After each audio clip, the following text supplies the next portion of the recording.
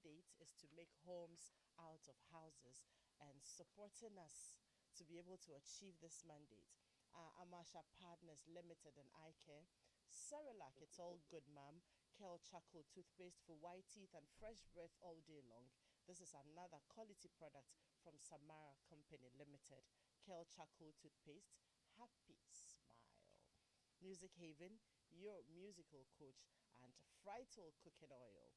You decide a life of goodness. Thank you for banking on us and for helping us achieve this mandate. Now, this morning when I woke up, I hope that you would pray this prayer with me. Right? I said that, not that I am so content or that I do not desire more. Of course, like everyone else, I do. I pray for more of God's blessings. However, this morning, my biggest desire is just to worship God and just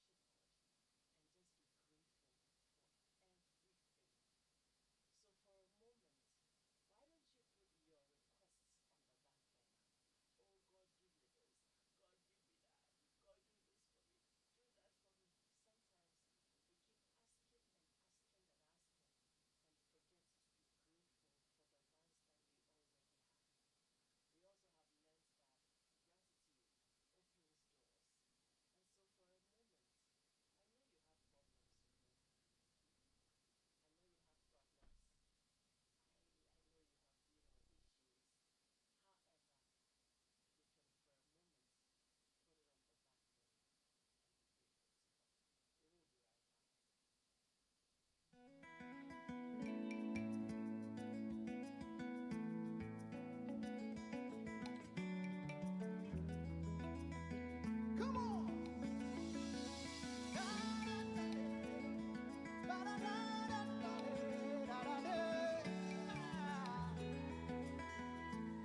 Mawo boy wale mawo no e fonko bogbe no enyela yito ike pamo e kokura nya bano mawo boy wale mawo no e fonko bogbe no enyela yito ike pamo e kokura nya bano ma wachepo yo shele fenshona shia ma wachepo ma ho shele fenshona shia enjala yito ike pamo e kokura nya bano enjala yito ike pamo e kokura nya bano.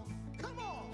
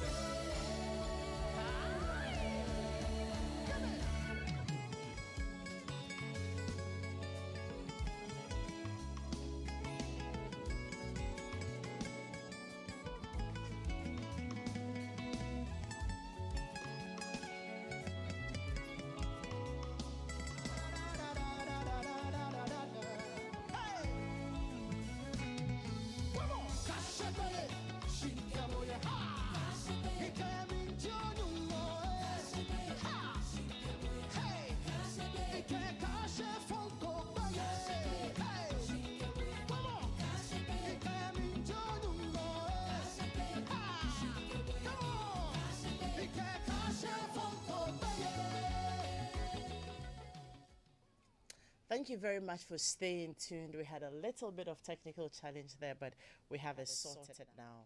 So this morning we're continuing. If you followed us last week, we had a conversation, and our topic was, can a marriage survive without sex and intimacy? And we looked at it broadly. And by the time we were ending, we knew that we needed to have a second conversation, and this time round to look at the medical perspectives of the conversation we started last week. So I have my two very, very, very, very good friends with me here. Professor Matthew Yamwache is senior lecturer and consultant urologist. He's always here with us. Prof, good morning. Good morning. And you're welcome again. Thank you very much. Thank you for joining us. Thank you. And yeah. I miss you, Senor. That's my friend and brother, Dr. Senor M.K. Misrame, specialist obstetrician gynecologist. So we are very covered this morning. If you have questions, you can send them in, but your questions will also have to be related to the topic because we are not going very far away from it. So let me just walk us through what we did last week. We had a conversation about if people can still be happily married without sex and intimacy. And then we had three stories to look at. I won't even go into the last two because those were not, well, maybe not seriously, it didn't seriously bother on medical reasons. However, the first one was about this lady who said that somehow they are young, and then I think she is 36 and her husband is 42. Not too sure about the ages, yes, but thereabouts. And she didn't tell us exactly what caused the permanent, impotence in the husband. But then, as it were right now, man is unable to perform. And she says that they have tried, medical interventions here and there, but it is looking like that is the situation. Now, these were her thoughts. Should she go? She has a feeling that her husband might just end up committing suicide because it's not like I am leaving you because we have an issue and you may end up finding another woman. Just knowing that you are quote unquote no longer a man and she has also walked out could just make him depressed and then probably do something to himself. She's also asking herself, should I stay? Am I unable to live for the rest of this marriage without the pleasure of sex and intimacy from my husband? And so she knows that the best thing to do is not to walk away. But she's also thinking that how do I survive, staying here? Now, when we had the conversation, one of our guests, Kobe, said that, look, it will be in the man's own interest to allow the woman to go. Because even if the woman is not cheating, or even if she ends up not cheating on him, those thoughts will continually be on his mind, and that alone may even drive him to do something crazy. So embrace where you have found yourself and let the woman go.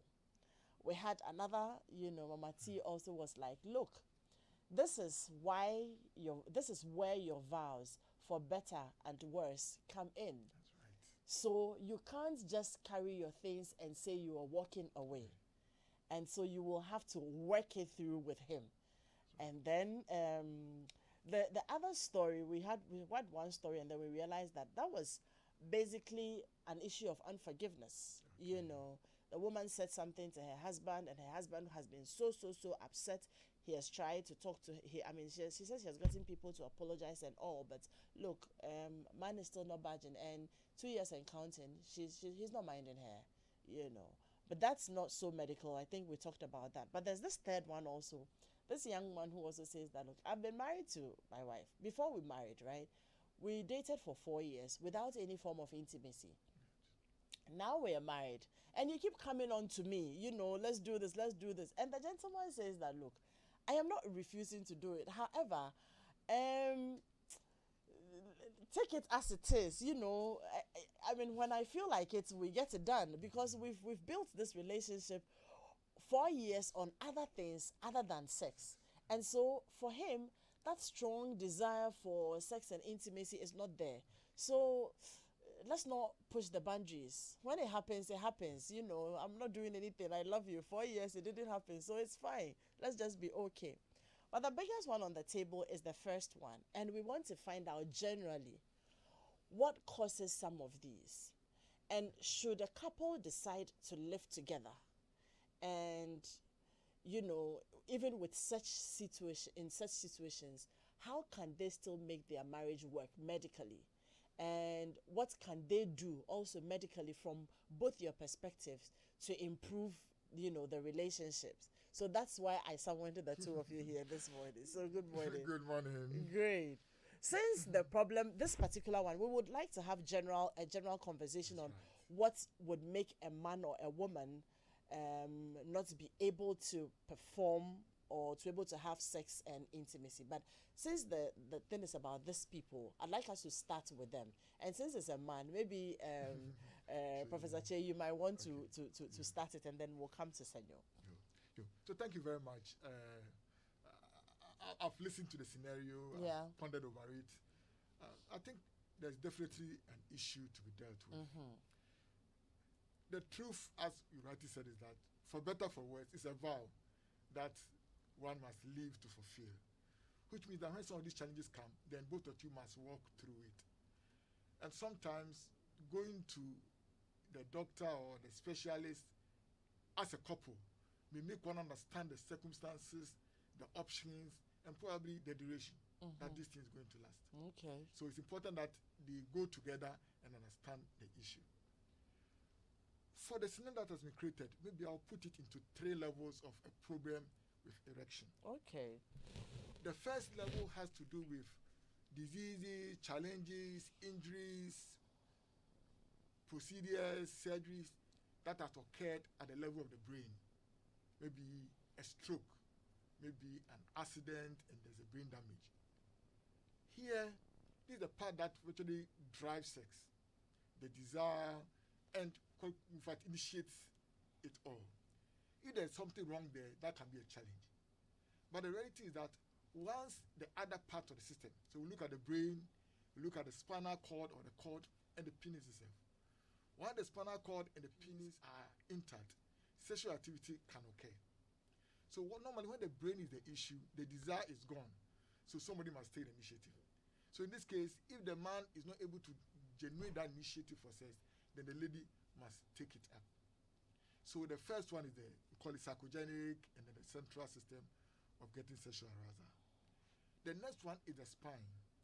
This sarcogenic, this stimulations, this arousal in the brain must be carried to the penis. And the nerves are all wired, like the high tension pole at the back of the spine. If there's any injury to the back of the spine or any diseases that affect the nerves of the spine, then the man may have all the desire, and understands all the arguments, but he's not able to carry on his desire to the penis. And that can be a challenge. Now, when this is the issue, yes, the spine, the penis may not be working, but he has his hands, he has all the things that he can do. So in that case, he moves from the penis to, sweet words, touch, and other things that you can do when the spine is the issue. But the good news is that when the spine is the issue, it leaves a system that still works. We call it reflexes, lower down the spine. Now, these reflexes is a touch to the thigh, a touch to the penis, go through a small circuit, and come back to the penis and give you erection. We call it reflexogenic erection. That is what the men use for masturbation. So a man may be studying his mathematics or his geography or reading his humanities and still masturbate because there's a system that gets erection to a level of ejaculation or orgasm without affecting the brain. I see. Without affecting the brain. So these are the levels that I look at. I must admit that the greatest challenge is when the penis itself has a problem. So the brain is working, the desire is there, you have talked your way out of it, the spinal cord has carried the message, the local system is working, but the penis itself is not working. Then you have to look at why the penis is not working. First, is it a distraction that is so intrinsic such that it's difficult to recover? Now let me put it this way. The penis contains 2 rods for erection. These rods are fed by blood vessels and nerves that allow us to achieve an erection. If the rods are intact and the issues are the nerves and the blood vessels that are not working too well, like you find in diabetic people and long-standing hypertension, then we can give tablets and medications that can cause these chemicals within the penis to go higher levels to achieve an erection. Sometimes we even go to a step that we inject into the penis. Wow. So you inject a medicine into the penis, and within 10-20 minutes, you get a full erection that may last for 40 minutes. The syringe is like the insulin syringe that you are giving for your insulin. So the same syringe, something like that, inject your penis, a mosquito bite, inject it in there, no pain, and erection can last for 40, sometimes as much as an hour. So that is an option if it's a local chemical problem within the penis. If the rod itself has been destroyed, we call it fibrosis, because there are spaces in there that allow blood to flow into the penis and expand to allow us for the erection to occur. If this rod is defective, but it has maintained its length, then we can call out these tissues within the erection that are destroyed and put metals or balloons in it. We call it implants. When you put these metals or balloons in it, then you can achieve an erection. Because the reality is that in sex, it is a frictional process. The skin and the soft tissues of the skin contain nerves wired all the way to the brain. So what you need is a rigidity that allows this friction for these nerves to be stimulated by friction against the vagina. So if you can get it hard enough and you can achieve a friction, then you're good. Masturbation, they just create a friction around the penis, stimulate these nerves that are there, and then the signals have been transferred up and the pleasure is achieved. So these are the levels of assessment. If these are the issues, then this couple can be helped. Okay. The only challenge that can be a challenge is when we have lost some length of the penis. An accident, an operation because there's a cancer of the penis, and you have shortened the penis, or sometimes you have removed it all. Sometimes people get attacked by insects, by dogs. I say insects, dogs, piggery, and other insects that virtually bite the penis off. Hey. So once you call it amputation of the penis. Wow. So once you lose the penis, then that is the right condition. That's a problem. Yeah. So for the scenario that has been created, in my mind I said, if the penis is gone, then we are in big trouble. Because we can reconstruct the penis, but it's not going to be like a normal thing to get a friction. Wow. Then other means must be used. But if the penis and its length are maintained, then it's not over yet. We can go for the injections. We have vacuums that we can use to draw blood into it, or we can put an implant in. And satisfaction rate is almost 98%. And this is I see. So apart from the last point you made, that probably the penis is shortened by either an accident, a bite, or it's amputated. All the other situations can be helped.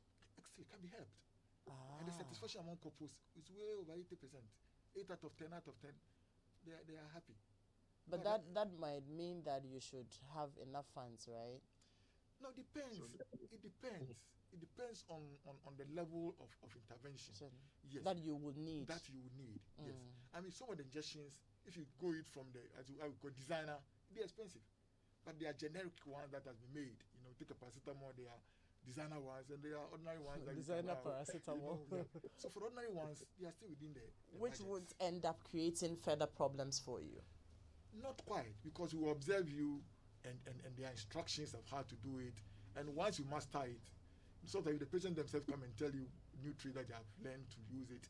For instance, some of them, they take the dose and they half it, and the half is better. Because when they use the full dose, it goes longer than they expect. And they can say, now I take just a third of the dose, and I can use the injection 3 times. It lasts me 1 week or 2 weeks, and I'm cool. So if I understand you clearly, before I move to Dr. Senyo, whatever intervention you're being given, if it's whether you're put on the tablet or you're given injections, or the vacuum. Yes. Do you have to do that whenever you want to, be intimate with your partner? So we have learned a lot in the years. For the tablet, we call it rehabilitation. We actually realize that those who use those tablets on demand, it never works perfectly. So we advise that you take it regularly. Oh, so it becomes like a management thing you're on. So either once a week, twice a week, 3 times a week, once in 2 weeks, one is a month, depending on what works for you, and you keep it constantly. see. So I take it this morning because it is time to take it, not because I have any plans at all. But most of the medications can lie within the system 24, 48 hours, 72 hours. So once it's in the system and it's regular, the body also adjusts to it, so that you're not dependent on it as if nothing has happened, but yet it's being helped. For the injections, unfortunately, that one must be on demand. When you get it, 10, 15 minutes, it will work. 40 minutes, the body shifts it away. So that one, yes. But if you're having sex once or twice a week, you can get a valve to last the week, and it doesn't bother much. Wow. The vacuum is a device. It's a mechanical device, like the vacuum pump you use to sweep. These have been designed and manufactured and engineered to achieve blood to be drawn into the penis and drops a little band. And that can also be done at home. That can be done at home. And it's you finish it, you clean it. And you put it back. I've got people who have used it for 10 years and it's still working. Electrical pump, manual pump, and satisfaction is still great. This is a lot of education on the show this morning. So if you don't know, then you're sitting at home and you're throwing your hands in despair and you're thinking about the, impossible. But once you have information, you are able to take a step and then be able to support yourself somehow. Dr. Sadia, can you hear me? Hi. I've been listening to you. And good morning to Prof. Che. It's been such a long time, too. And great. Thank you for joining us. It's been so long. Yes, it has been long. I mean, Daniela, can you please help us with Senyo's faders? We can hardly hear him.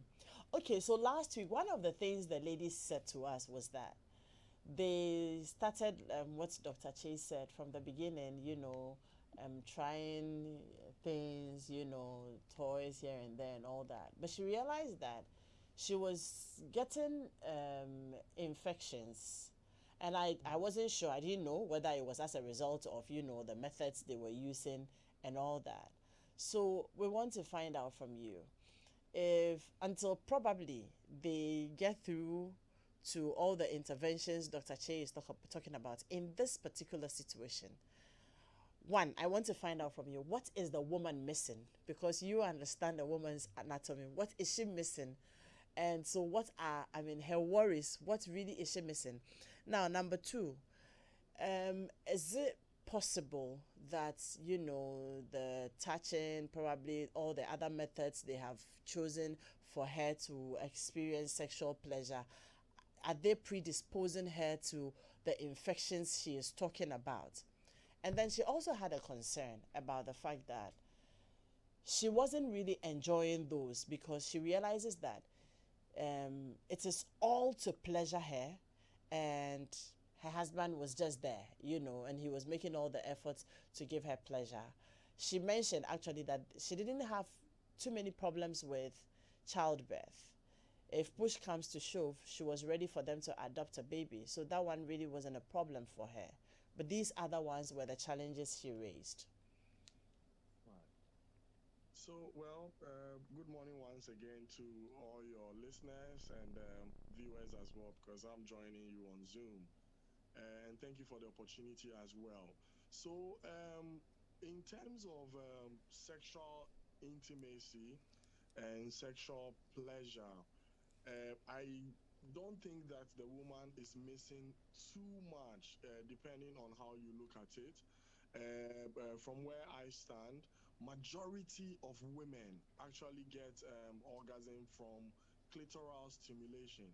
I dare even say that all, because eventually women who get orgasm from penetrative sex also eventually get all the signals channeled to the clitoris before they get that sexual excitement. So having said that, just clitoral stimulation alone, whether it is penile stimulation, finger stimulation, the use of the tongue and other gadgets could, make a woman, get a pleasure and get orgasm eventually. So depending on what kind of sex counseling they get, what kind of professional help they get, they'll be able to utilize that. Because I can say on authority that is only about 20 or so % of women who enjoy only purely penetrative sex, and the majority of women would, use their clitoris for that. I want to say one thing also, that for women, intimacy as a whole is a big thing. Mm. And I'm sure by now you know that sex is only one part of intimacy. Intimacy has about 5 to 12 different areas where you can have emotional, physical, intellectual, aesthetic, all kinds of intimacy. Just the way you and your partner interact together, the kind of things you enjoy together. Now, most women get their inputs for sexual desire from these type of intimate relations with their partner. So if you are a man who invests a lot into showing love to your partner, talking to her nicely, taking her out, basically having like this, smooth, nice, joyous relationship with her, already you have done half of Of the the work. work. Because for such a woman, her sexual desires will be augmented.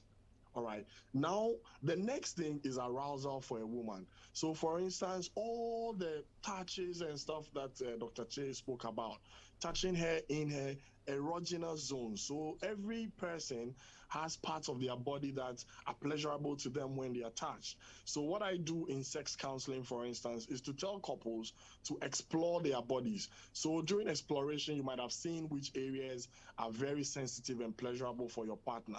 So when it comes to arousal, there are a myriad of things that a man can do just by touching and holding and all of that. And then you get a woman all the way to the height of excitement, and she would orgasm. So I think that, with the right coaching, this woman can get, everything that other women are getting. Now, I'll come to the point you made about the fact that they were using toys and the rest, and she started getting infections. I think that without knowing everything, they should probably just look at what toys they use and how they take care of those toys. I've even said to people before that although oral sex has a good side, it also has certain sides that we need to take care of. Your oral hygiene has to be good. I'm sure you've heard that the mouth is the biggest zoo for all germs. A lot of germs are there. And when you move germs from a part where they are comfortable to another part where they generally are not, sometimes they're able to cause disease or disruptions there.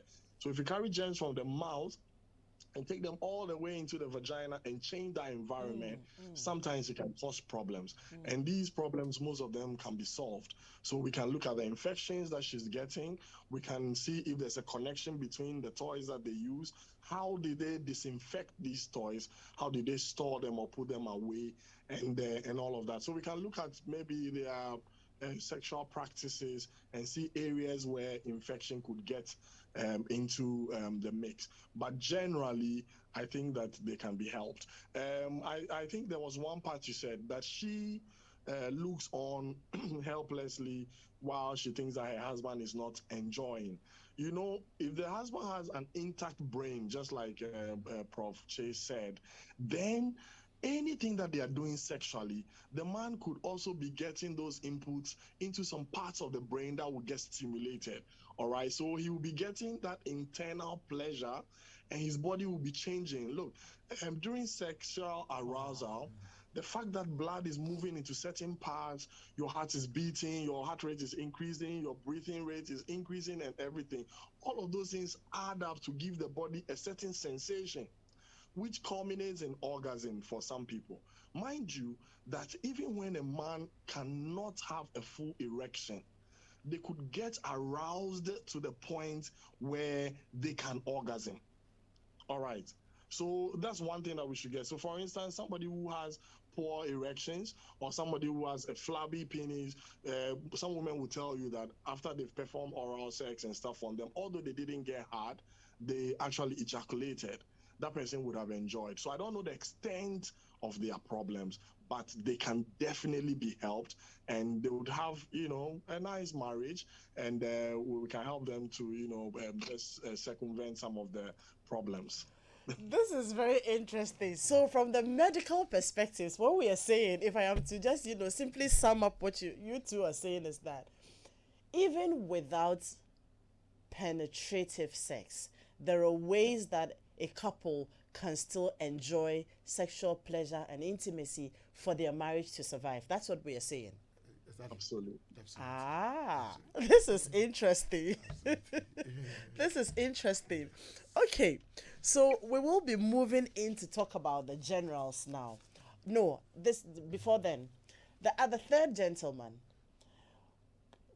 Could there be anything medical about his stance that I dated you for 4 years, and within all those 4 years, and he's saying that that is his truth, he's never, have to cheat on her, and we haven't had any form of pleasure and intimacy, but we have been able to build the relationship to the point where we love our relationship, right?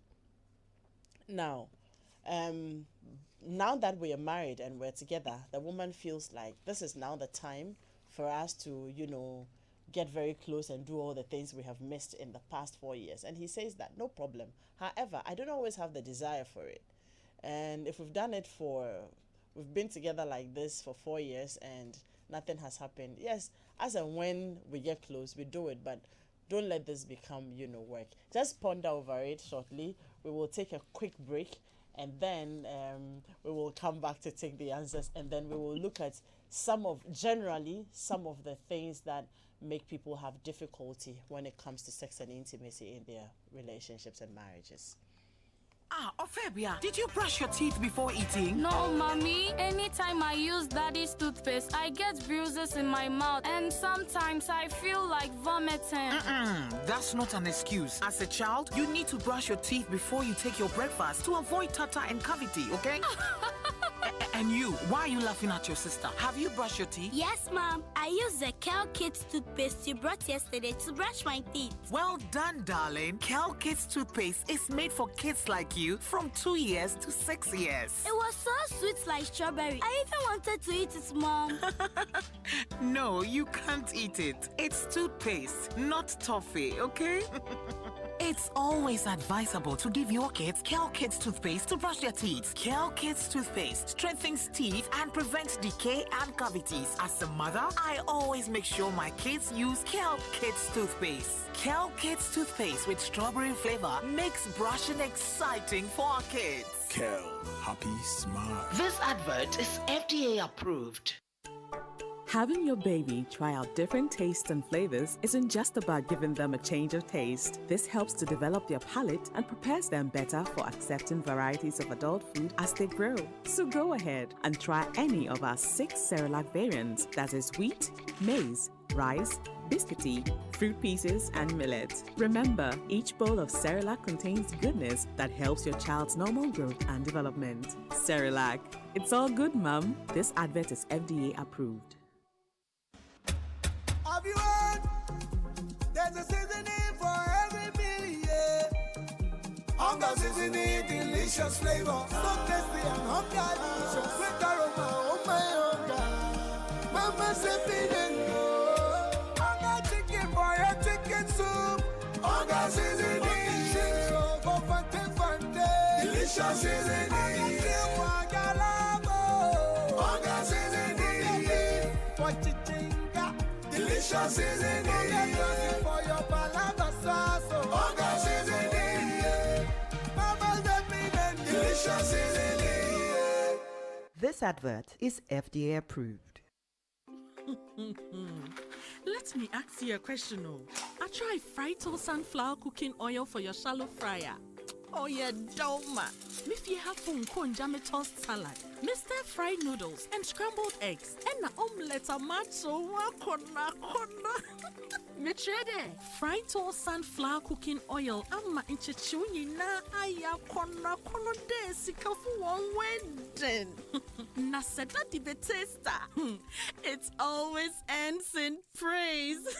Frito sunflower oil is a vitamin A fortified cooking oil, now available in sachets. Enjoy the goodness in tasty meals. This advert is FDA approved.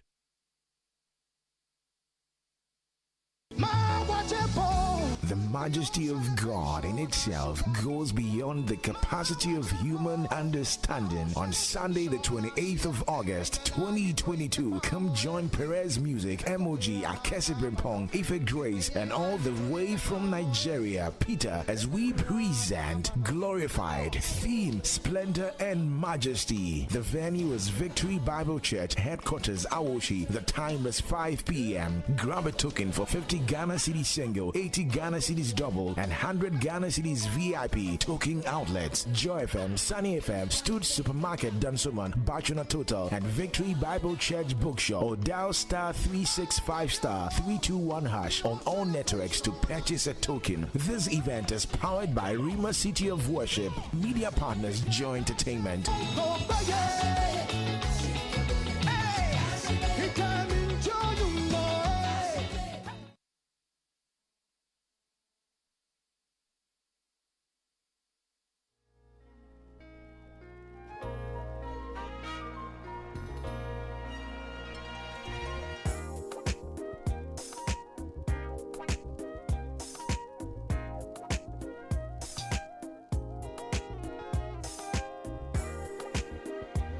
And thank you very much for staying tuned with us here on Home Affairs. We're live on Joy Prime Television and also on Joy 99.7 FM.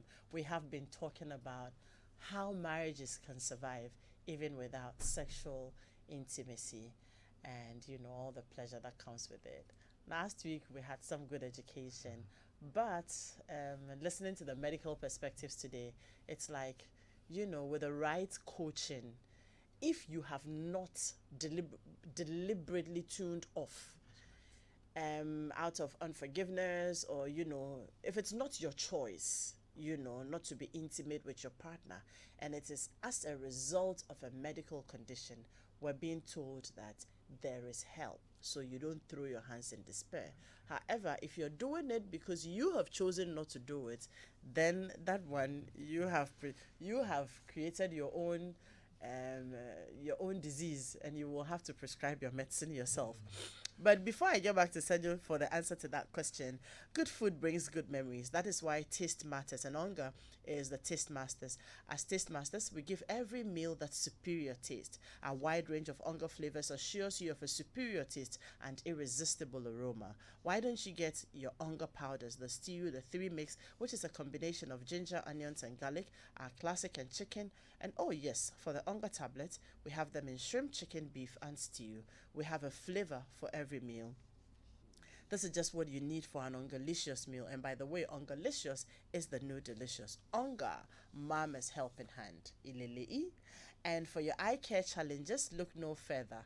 Amasha Partners Limited and Eye Care has it all. Your eyes deserve the best care and quality designer eyeglasses. Amasha Partners and Eye Care undertake the following services: supply of designer frames, sight testing, supply of lenses, sunglasses, contact lenses, ophthalmologist in attendance, and general treatment. Locate us at La Opposite Trade Fair, Sprinters, adjacent ICGC, before the Community 18 Junction. McCarthy Hill, they are opposite Benjay Lodge, not Kanishi. You can find them at Swan Lake, opposite Green Hand Junction. Achimota, they are inside the Dainswa Plaza. When you go to Takrade, they are on the Axim Road, opposite CBG Bank. Ho, they are opposite the Housing Junction. Kumasi at the airport roundabouts. Kolebu, ECG, and Koforidua at the Central Hospital Road. And when you go to Tema Community 1, they are inside the Meridian Plaza. Numbers to call: 0302-939850 and 0302-778827. You can follow them on Facebook, Instagram, and on Twitter. And having your baby try out different tastes and flavors isn't just about giving them a change in taste. This helps to develop their palates and prepares them better for accepting variety of adult foods as they grow. So go ahead and try any of our 6 Cerelac variants: wheat, maize, rice, biscuity, fruit pieces, and millet. Remember, each bowl of Cerelac contains goodness that helps your child's normal growth and development. Cerelac, it's all good, ma'am. This advert is FDA approved. And later on, I'll be talking to my friends concerning the Ghana Garden and Flower Show especially so as they are 10 years. Now, this show gets bigger and better every year. The fun, the rewarding businesses, and networking opportunities.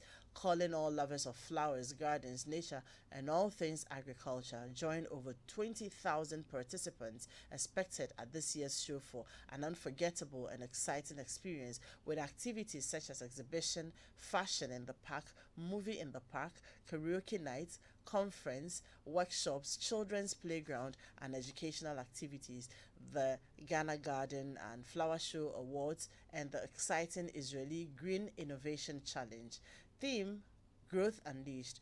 Date: 31st October through to 4th September 2022. Venue: A4 Sutherland Children's Park. Time: 9 a.m. to 9 p.m. daily. So, we're expecting to see you there. Experience the Stratcom Africa difference. We blend the science of and arts of communication. Okay, let me get back to you, Senor. Could there be anything medical about this gentleman? Or he has just switched off? Well, from the narrative, he seems to say that this is how their sexual life has been, but it seems like his wife has upgraded, and for a couple, I think that the sex life should, be, I mean, both of you should be abreast.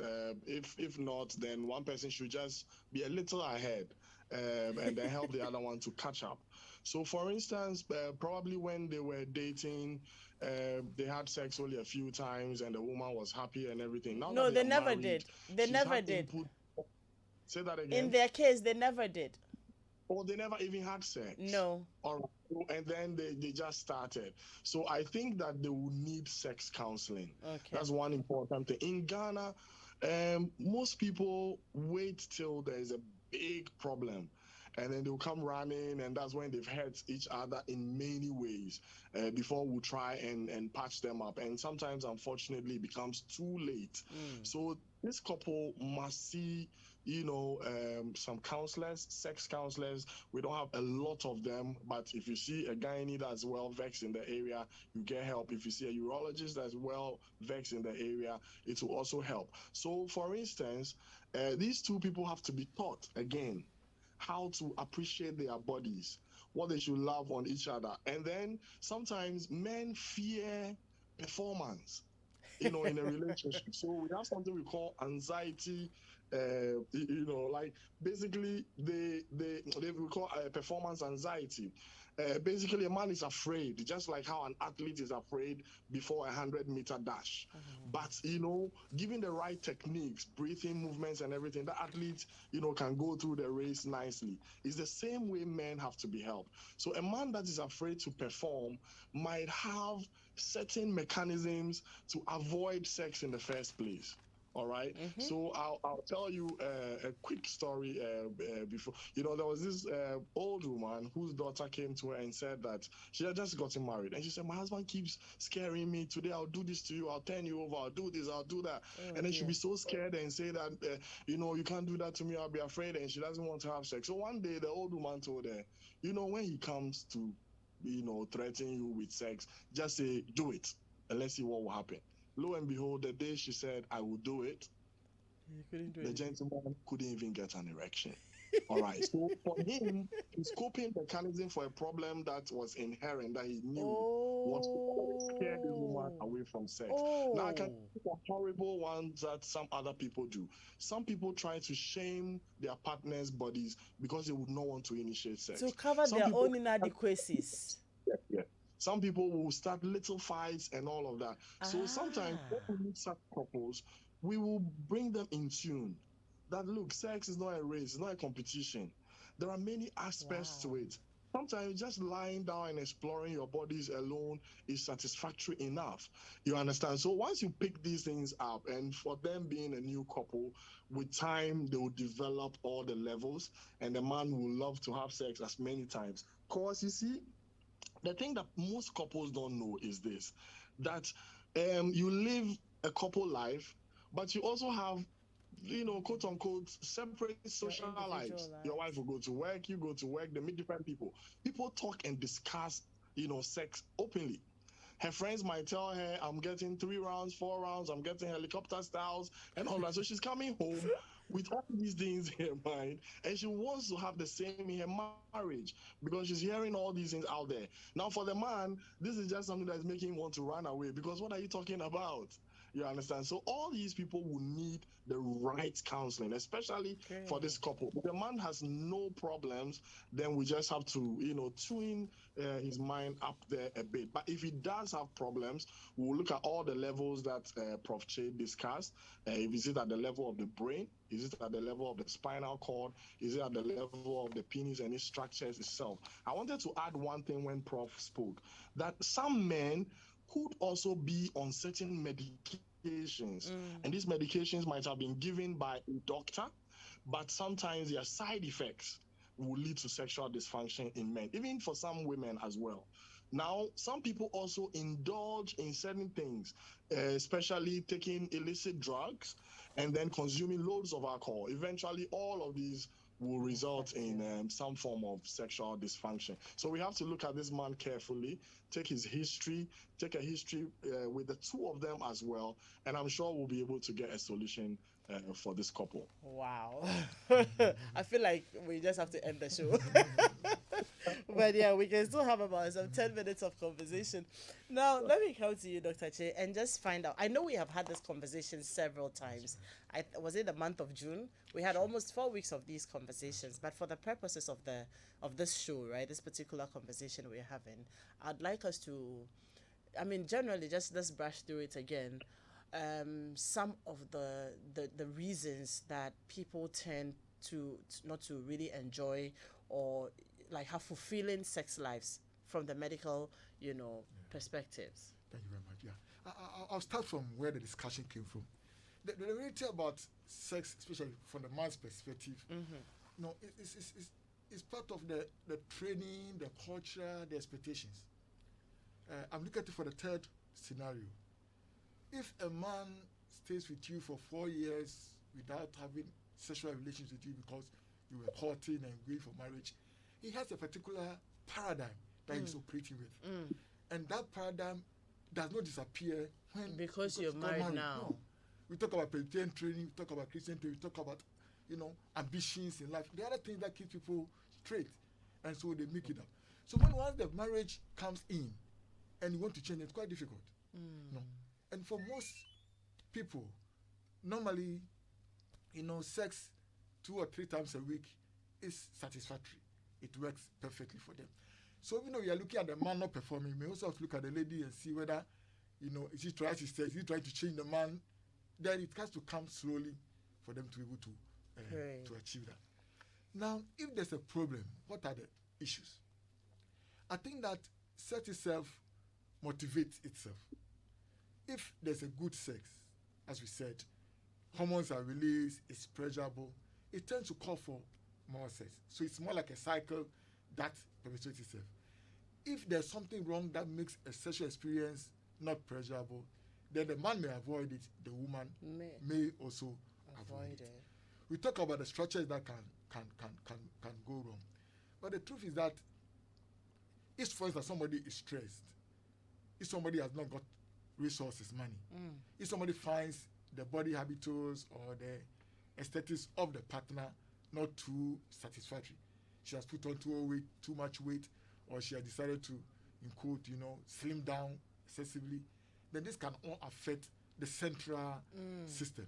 So not that a man has a problem. The only thing is that the stimulation that made them achieve an erection is no longer there. Because when you talk about erection, you achieve an erection, you maintain it, and it goes to the satisfactory.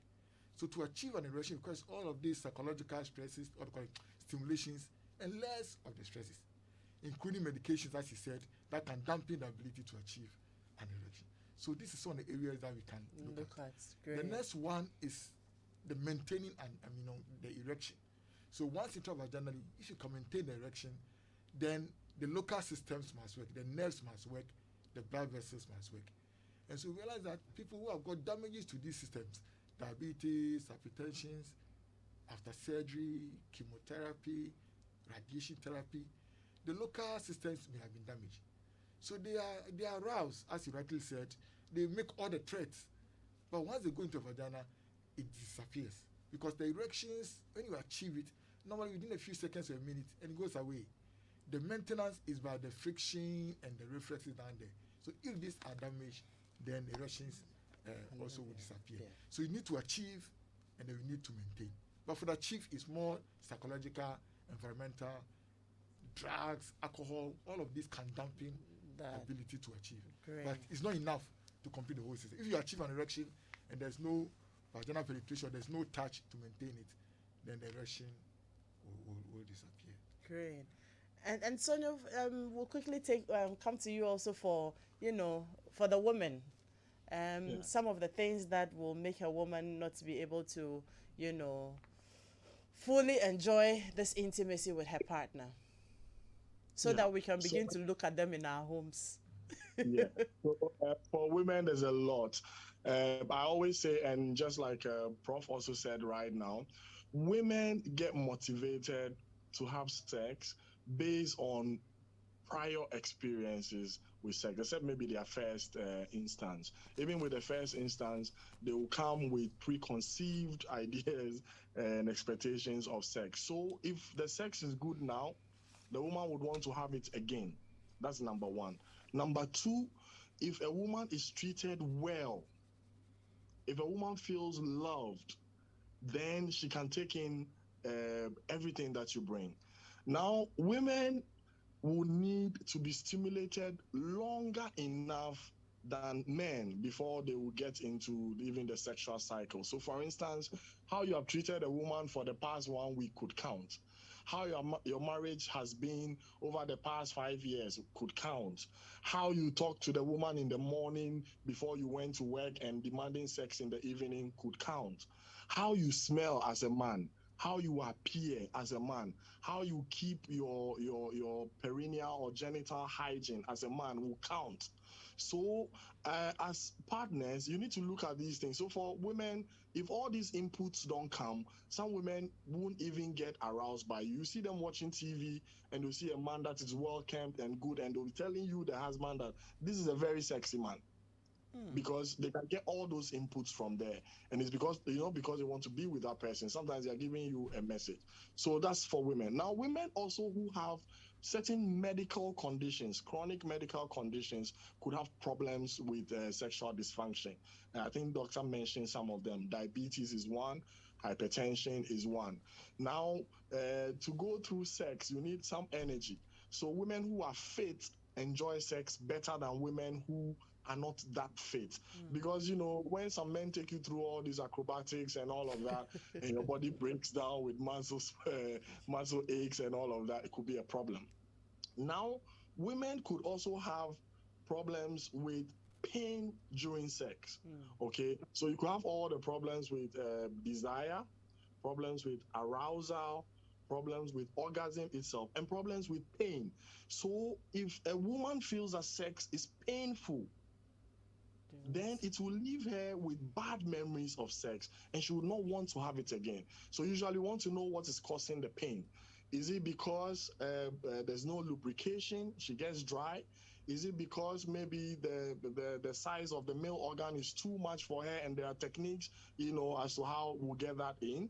Is it because she has certain pathologies in her pelvis and vaginal area that make it difficult for her to have sex? For instance, some women have fibroids. The fibroids are so large and they cause pain already. Some fibroids fall at the back of the womb where access, through the vagina, the penis can actually touch and hit those fibroids. Some fibroids are actually sticking out of the uterus and around the mouth of the womb. Sometimes it will cause pain and even bleeding after sex.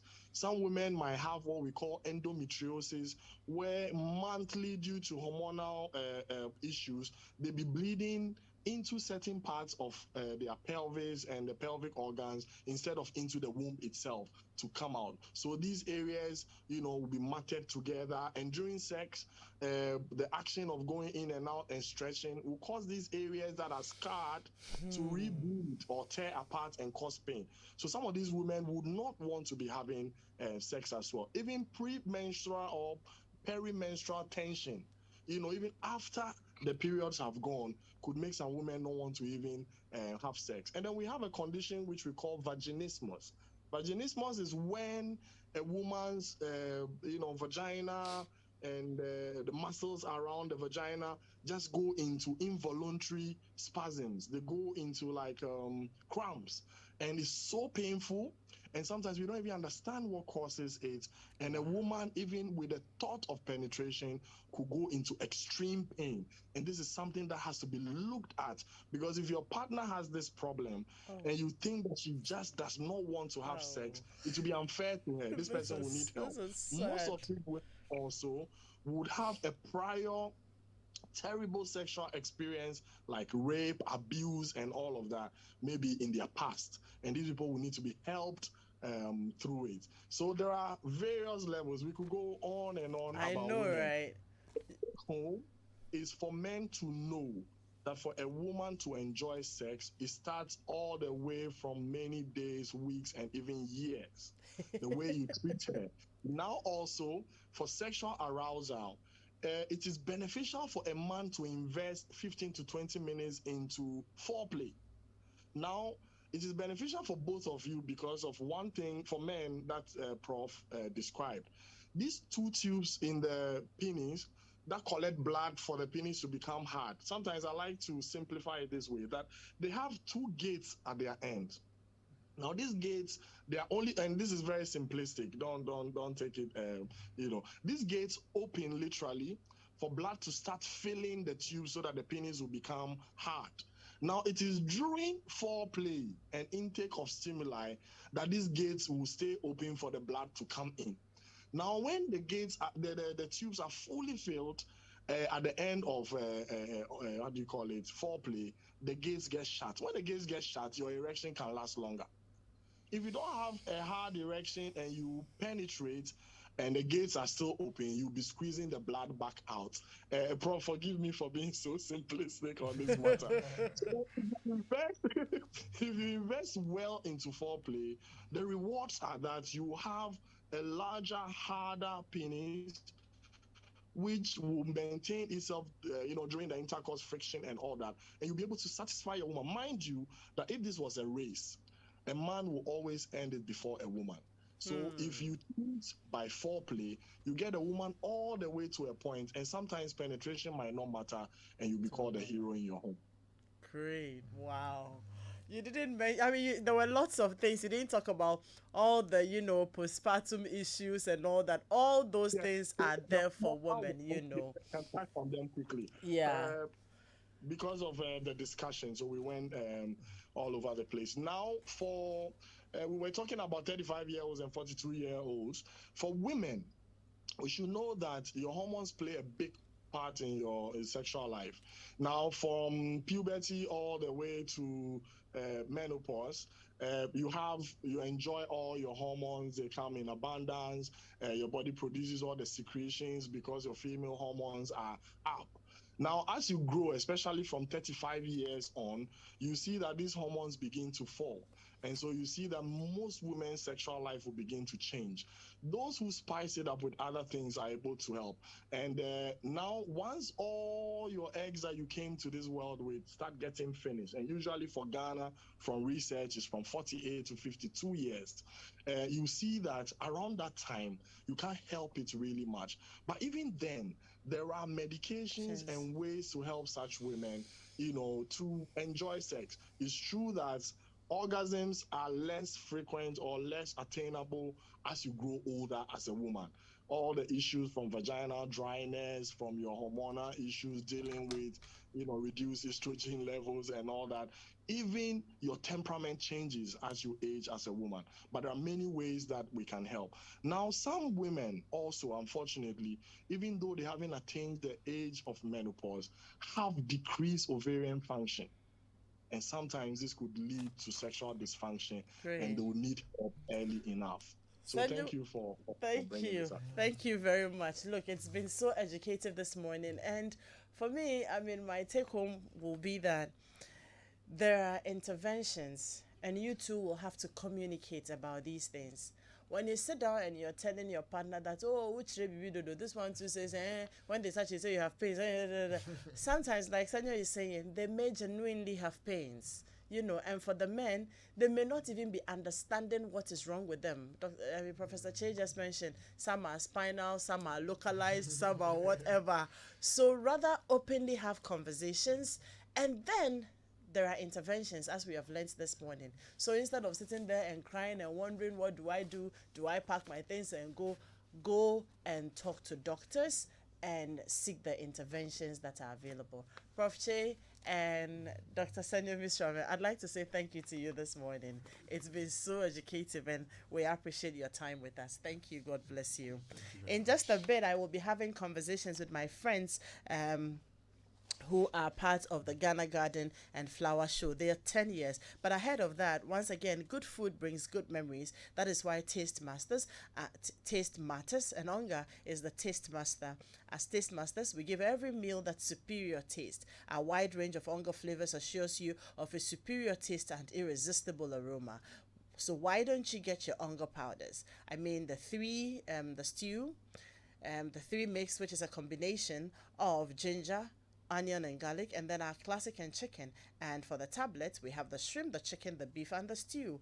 We have a flavor for every meal. This is just what you need for an Ongalicious meal. And by the way, Ongalicious is the new delicious. Onga, Mama's helping hand. Ilili. Do I have Sharon on the line? Hello, Sharon. Good morning to you. Hello, good morning to you. Great. So Sharon, and then Sharon Enim, right? Yes, Sharon Okay, Enim. great. Congratulations to you and the team. 10 years. Yes, thank you so much. Beautiful. So we'll get into it quickly. I mean, for people who are learning, about the flower show for the first time, or for those who would like to attend. Now, what have been the key features of the movement and the show? The Ghana Garden and Flower Movement is an information sharing, knowledge transfer, and skills development initiative by Stratcom Africa. Its flagship event is the Ghana Garden and Flower Show, and this show creates a platform for members of the movement to promote and showcase their businesses, as well as build capacity for these businesses through the show and the related activities. So some of these related activities are exhibitions, conferences, master classes, and workshops. And these activities help to unearth the various job opportunities in the agriculture, floriculture, and horticulture industries for the youth. Great. So, I mean, this has been 10 years. And we understand that, when it started, there were just about how many? 14 exhibitors. And then on average, you have about 20,000 people attending, right? But now we're doing like what, 1,400? No, you are having about 1,400 exhibitors. No. 14 exhibitors, 1,400 visitors. Now we are doing about how many exhibitors? Wow. And over 20,000 visitors. Yes. Wow. What's driving it? I have never been there, shamefully, but then I will visit this year. Yes, you have to. You definitely have to. And I'll say the main driver for our growth is the increase in the appreciation of the benefits of the floriculture and horticulture industries. The theme for this year's show is Growth Unleashed. And over the past 10 years, many businesses, that is floriculture and horticulture businesses, have been born out of the show. And all the businesses that have been associated with the show have seen a lot of growth. So year after year, the public and the businesses see the value that we have consistently created for them. And you'd say that we have been able to also, we as Stratcom have been also to build strategic partnerships that have helped us to use effective communication to help with creating more awareness on sustainability and climate change. So I'll say these have been the main drivers of growth for us. Great. Do we have Kofi Ba on the line as well? Okay. All right. So this year your theme is Growth Unleashed. Yes. And we are 10 years. Yes. Sum it up for us. What should we expect this year? Okay, what to expect is that Stratcom Africa remains committed to working with all our partners I spoke about to unleash growth and enhance the livelihood of Ghana, especially of the youth, by creating opportunities for them. That is helping them to unearth their opportunities in the floriculture, horticulture, and agriculture sectors with the aim of promoting a greener, cleaner, healthier, and a more beautiful Ghana. Beautiful. And for our 10th anniversary, it presents us an opportunity for us to unleash all the potential to benefit the entire nation. So it's a 5-day event which comes up from the 31st of August to the 4th of September. And it's 9 a.m. to 8 p.m. each day. Great. At the Ifwa Sutherland Children's Park. So we have some exciting activities such as master classes, karaoke nights, Green to Riches Youth Conference, which is targeted mainly at the youth to help them get job opportunities in these various sectors. Sharon, we surely will be there. Night. Pardon? We will be there to support it. All right. Definitely. Thank you very much. You're welcome. And thank you all for doing the listening and the viewing. My name is Adam Night Day. Next week, we have another Home Affairs for you. Enjoy the weekend. Bye-bye.